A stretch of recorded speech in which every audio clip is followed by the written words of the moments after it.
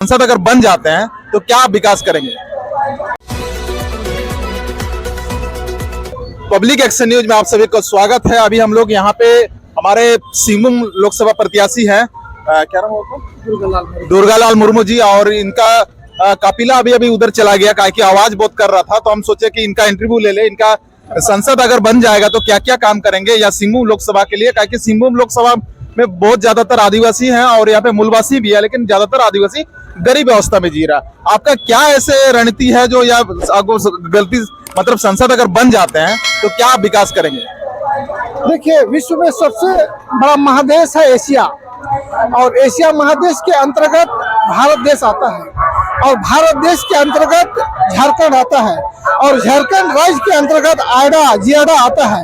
जियाडा के अंतर्गत लगभग 600-700 कंपनीज है। अगर यहाँ के स्थानीय विधायक या स्थानीय संसद अगर चाहेगा तो यहाँ के लोकल को प्रेफरेंस दे के वहाँ ईयरली रिक्वायरमेंट निकल सकता था, और स्थानीय को उसमें प्रेफरेंस दे के नौकरी दिलाने के लिए काम कर सकता था।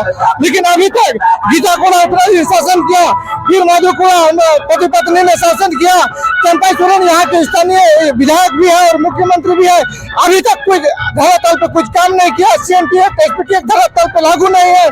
डोमिसाइल को अभी तक डोमिसाइल खत्म को लागू नहीं कर पाया। अगर हम आने वाले समय में चुन के आते हैं तो फर्स्ट जिस प्रकार से आप गीता कोड़ा का बात किए, जोबा मांझी भी कई बार मंत्री रह चुकी है, लेकिन वो भी खड़ी है। क्या जोबा मांझी भी ये क्या प्रत्याशी हो सकते हैं? अरे देखिए, जोबा मांझी जिसको अपना आइकॉन मानती है ना, वही बिक चुका था। 1993 में झारखंड अलग हो जाता, गुरुजी उस समय नहीं बिक जाते ना, तो आज का दिन में पता नहीं कितना स्टेट झारखंड सरकार कितना डेवलपमेंट कर जाता।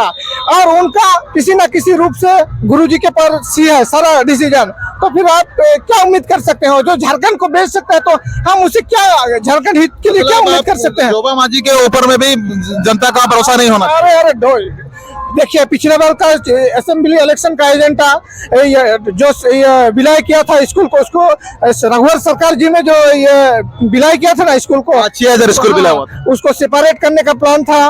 डोमिसाइल 1932 का उसका ये चुनावी मेन मुद्दा था। CMT एक्ट, SPT एक्ट को धरातल पर लागू करना था। प्रत्येक ग्रेजुएशन लेवल जो पास आउट बेरोजगार युवक को 6-7 हजार देने का उनका योजना था, सारा चीज फेल। पेट्रोल सब्सिडी सब फेल, ये सरकार फेल है। आने वाले समय में ये सरकार को खदेड़ के फेंकना है यहाँ से। ऐसा सरकार अगर रहेगा ना तो बिहार से भी, बिहार इससे अच्छा तो बिहार था, ऐसा सरकार को उखाड़ के फेंकना है। हम लोग का उपस्थिति यहाँ दर्ज करेगा, और यही उपस्थिति लोकसभा का उपस्थिति ही आने वाला विधानसभा चुनाव का दिशा और दशा तय करेगा। तो अभी आपका जो इतना जो आप इस प्रकार से कर रहे हैं, अभी आप भी युवाओं के बहुत ज्यादा अभी लगे हुए हैं, क्या आप अगर मतलब जनता आपको क्या, और मतलब बहुत सारे चीज है जो क्या क्या ऐसे काम नहीं किया जो आप काम करेंगे और जनता आपके लिए वोट देंगे? फर्स्ट ऑफ ऑल, यहाँ का मैं आइडा के अंतर्गत बहुत सारा कंपनी है, उसमें कंपनी के लिए टेक्निकल हैंड होना चाहिए। हम IDTR या तो और भी कोई टेक्निकल इंस्टीट्यूट को हम बोल के टेक्निकल हैंड बनाएंगे। इसके बाद कंपनी में जॉब करने के लिए एलिजिबल हो जाएंगे, वही सब हम काम करेंगे। और मेडिकल में जैसा अड़चने आती है ना, और फिर वन डोर सिस्टम करेंगे, जैसे ब्लॉक में पुलिस प्रशासन, ये विभाग सब में, इस सब में कोई आम आदमी चल जाता है ना। तो और एक मुद्दा है बहुत बड़ा, कुजू डैम। हाँ ना, कुजू डैम में कम से कम 126 या 128 से ज्यादा मतलब लोग विस्थापित होने वाले हैं। उस डैम को आप किस प्रकार देखना चाहिए, बनना चाहिए कि नहीं बनना चाहिए?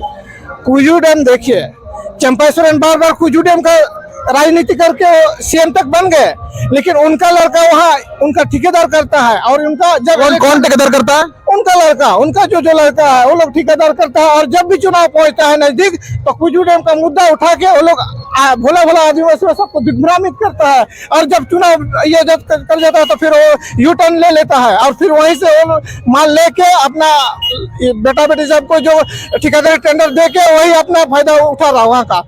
तो ये कुजू डैम आपके हिसाब से बनना चाहिए कि नहीं बनना? नहीं बनना चाहिए, क्योंकि इसमें जो है ना आदिवासी संस्कृति का सामाजिक अधिकरण यहाँ छिपा हुआ है। सामाजिक किसी न किसी रूप से यहाँ के जो लार्ज मात्रा में जो यहाँ के ST/SC है ना, अधिकतर वही सब विस्थापित हो जाएंगे। और हम नहीं चाहते कि मेरा झारखंड वासी यहाँ ना जाके कहीं और जगह रह जाएगा, वहाँ एडजस्ट भी नहीं होंगे।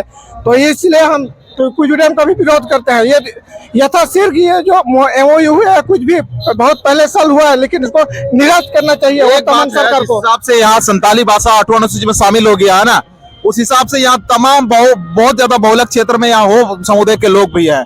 और देखते हैं कि हम लोग बीजेपी को देख रहे हैं, जेवीएम को देख रहे हैं, चाहे कांग्रेस को देख रहे हैं, वो भाषा को 8वां अनुसूची में शामिल करने का बात नहीं कर रहे हैं। तो वो भाषा भी इस पे काफी लंबी संघर्ष के साथ काम कर रहे हैं। क्या हो भाषा को किस प्रकार सूची में शामिल किया जा सकता है? जैसे 2002-3 में संथाली भाषा की भी कई दिनों से इनका मैंने 8वीं अनुसूची में शामिल करने के लिए बात चल रही थी।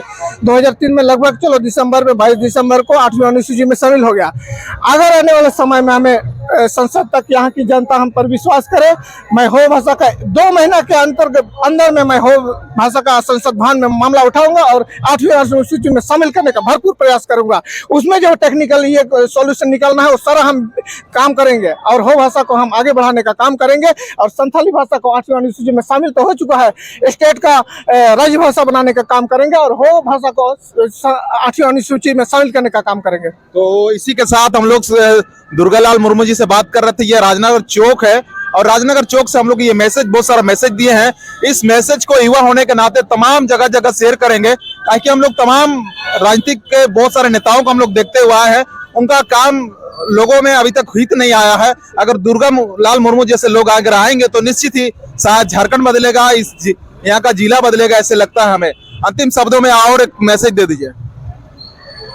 मैं यहाँ के सिमुम लोकसभा के अंतर्गत मेरी जनता सारा मेरा परिवार है, उन सब से मैं पेरेंट्स और गार्जियन से आग्रह करूँगा, कृपया अपना बच्चियों को ठीक से पढ़ाएं, सही डायरेक्शन पे ले जाएं और खाली पढ़ाने भर के नहीं, कौन सा डायरेक्शन में आएगा पढ़ेगा तो आने वाला समय में जॉब के प्रति अग्रसर रहेगा, बेकार नहीं रहेगा। यही मेरा संदेश है बस कोल्हान वासियों के लिए। इसी के साथ हमारे श्री दुर्गालाल मुर्मू जी जो जिस प्रकार से अपना रणनीति बनाए हैं, अगर इस रणनीति पे अगर आप लोग वोट करते हैं तो निश्चित ही उस पर काम करेंगे, ऐसे इनका दावा है। तो इसी के साथ पब्लिक एक्शन न्यूज अंतिम तक बने रहने के लिए और इस वीडियो को शेयर करें, चैनल को सब्सक्राइब करें। इसी के साथ पब्लिक आप सभी को अंतिम तक बने रहने के लिए धन्यवाद।